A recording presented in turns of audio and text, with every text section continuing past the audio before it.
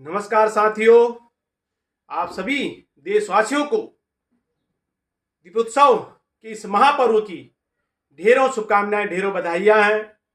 साथियों, कुछ लोगों ने कल महालक्ष्मी पूजन कर लिया और कुछ लोग आज कर रहे हैं। तो क्योंकि वैसे तो पूजा के लिए हर दिन ही शुभ माना जाता है, शुभ होता है मतलब, लेकिन ठीक है, विशेष त्योहारों में विशेष दिन का भी अपना एक महत्व है।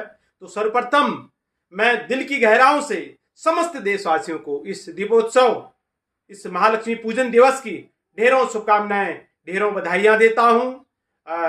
कई अधिकांश लोगों ने जो है व्यक्तिगत मैसेज भेजे थे, मैं उनका समय के अभाव के कारण मैं उनका रिप्लाई नहीं दे पाया, मतलब मैंने हाथ तो जोड़ दिया लेकिन शुभकामनाएं प्रेषित नहीं कर पाया। तो उसके लिए मैं क्षमा याचना करता हूं। और साथियों, क्योंकि घर से बाहर रहने के कारण ऐसा हो जाता है कि एक दो दिन आदमी घर पर आता है तो सारी लिस्ट हाथ में थमा दी जाती है और उस कम समय में आपको सारे कार्य जो है उनको जो है संपन्न करना होता है, उनको अंतिम लक्ष्य तक पहुंचाना होता है।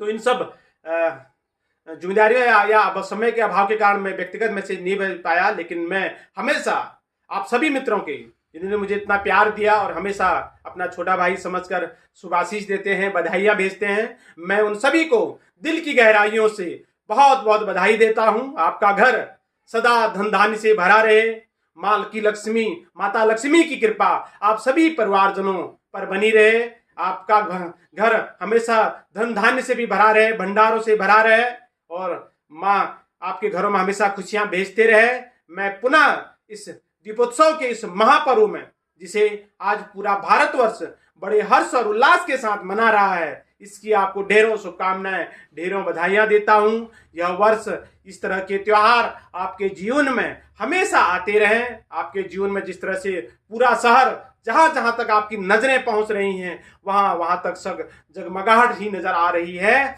मैं माँ लक्ष्मी से और भगवान कुबेर से इसी प्रकार आपके लिए दुआ करूंगा कि आपका घर सदा धन धान्य से भरा रहे, आपके घर में हमेशा खुशियां आती रहे। पुनः एक बार साथियों, अब हम भी पूजा करते हैं, लगभग अब आज सुनने में आ रहा है कि 5 बजे के आसपास कर लेनी है पूजा, तो पूजा करते हैं। मैं पुनः आप सभी मित्रों को इस चैनल के माध्यम से ढेरों शुभकामनाएं, ढेरों बधाइयां देता हूं। आप सभी लोगों का स्नेह इसी प्रकार जो है मुझे मिलता रहे और इसी तरह हम आपस में जुड़े रहें।